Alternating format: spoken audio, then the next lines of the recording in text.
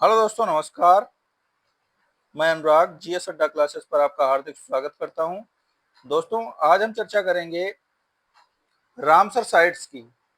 Ramsar सूची जो है सभी आगामी एग्जाम जहां जीएस और करंट अफेयर पूछी जाती है, उन सभी आगामी एग्जाम्स के लिए बहुत ही रामबाण टॉपिक है। चाहे किसी स्टेट से आप पढ़ रहे हो, चाहे कहीं से भी आप देख रहे हो वीडियो, तो आपके लिए ये वीडियो बहुत रामबाण साबित होने वाला है और आपको 2 से 3 क्वेश्चन आपको आपकी परीक्षा में मिलेंगे ही मिलेंगे। तो यूपी आरओ यूपी पेट के लिए तो ये बहुत ही हिट टॉपिक है। तो आइए स्टार्ट करते हैं। भारत की 2 आर्द्रभूमियों को अंतर्राष्ट्रीय महत्व की आर्द्रभूमियों के रूप में शामिल किया गया है। तो वो 2 आर्द्रभूमियां कौन सी हैं? खींचन और मेनार। ये कहाँ की हैं? राजस्थान की हैं। और इन्हें शामिल कब किया गया? विश्व पर्यावरण दिवस 2025 के अवसर पर रामसर साइट्स का इन्हें दर्जा दिया गया है। तो भारत में इस प्रकार रामसर साइट्स की संख्या 89 से बढ़कर अब कितनी हो गई है? 91 हो गई है। और विश्व पर्यावरण दिवस 1973 से प्रत्येक वर्ष 5 जून को संयुक्त राष्ट्र कार्यक्रम के नेतृत्व में मनाया जाता है। विश्व पर्यावरण दिवस किसके नेतृत्व में मनाया जाता है? यूएनईपी के नेतृत्व में मनाया जाता है और 1973 से ये मनाया जा रहा है। और 5 जून को ही रामसर साइट्स के रूप में 2 साइट्स को, खींचन और मेनार जो राजस्थान की हैं, उन्हें शामिल किया गया है। अब नेक्स्ट क्वेश्चन आपका बन सकता है कि विश्व पर्यावरण दिवस 5 जून 2025 की थीम क्या थी? तो इसकी थीम थी बीट प्लास्टिक पॉल्यूशन। 2 नई आर्द्रभूमियों के शामिल होने के साथ ही राजस्थान में रामसर साइट्स की संख्या अब कितनी हो गई है? 4 हो गई है। एकदम याद रखिएगा इसे। राजस्थान में 2 अन्य रामसर साइट्स कौन सी हैं? सांवर साल्ट लेक और भरतपुर स्थित केवलादेव घाना राष्ट्रीय उद्यान।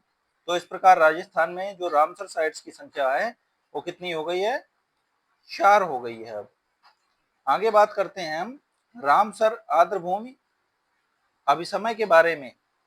इसकी शुरुआत कहां से होती है? ईरान से होती है। 1971 यह कन्वेंशन 1971 में ईरान के राम शहर में अपनाया गया और 1975 में लागू हुआ था।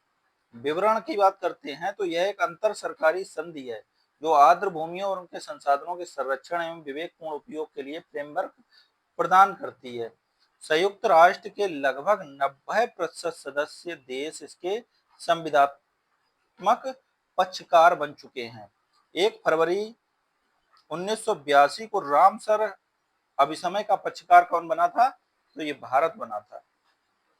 एशिया में सबसे अधिक रामसर साइट्स कहां पर हैं? भारत में। और भारत में रामसर साइट्स की संख्या की सबसे अधिक की बात की जाए तो उत्तर प्रदेश में है। किसी आर्द्रभूमि को अंतरराष्ट्रीय आर्द्रभूमि के रूप में नामित करने के लिए उसे रामसर कन्वेंशन द्वारा निर्धारित 9 मानदंडों में से कम एक मानदंड को क्या करना होता है? पूरा करना होता है।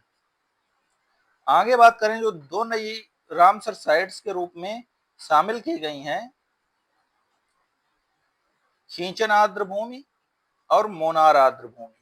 तो ये कहाँ अवस्थित है? ये उत्तरी थार रेगिस्तान जो है, फलोदी जिला पड़ता है राजस्थान में, वहां पर ये अवस्थित है। और फलोदी वही जिला है जिसका टेम्परेचर अभी तक भारत में सबसे ज्यादा नोट किया गया है। ये सबसे गर्म जिला है भारत का। इसमें 2 जल निकाय, रतौड़ी नदी और विजय सागर तालाब, नदी तटीय पर्यावास और झाड़ीदार भूमि शामिल हैं।